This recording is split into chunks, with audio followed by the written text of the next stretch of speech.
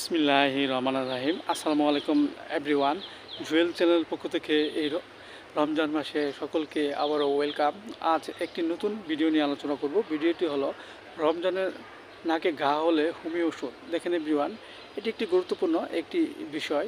দেখা যাচ্ছে যে আমাদের মানবদেহে নাকে ঘা বিভিন্ন কারণে হয়ে থাকে। এর মাঝে কিছু উল্লেখযোগ্য কারণ হলো আমাদের মাঝে যদি ঘন ঘন সর্দি লাগে এবং সর্দি লাগার ফলে নাক থেকে অবিরাম যদি পানি ঝরে এবং রস ঝরে প্রচুর দুর্গন্ধ বের হয়, তখন আমাদের মাঝে এই নাসিকা ঘা রোগটি দেখা দেয়।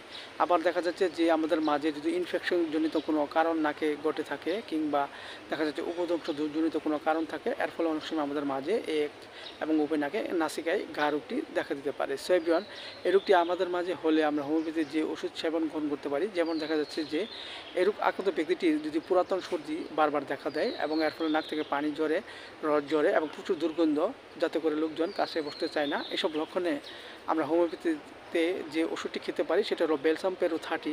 আমরা 2 ফোঁটা করে সকাল বিকাল 2 বার সেবন করতে পারি।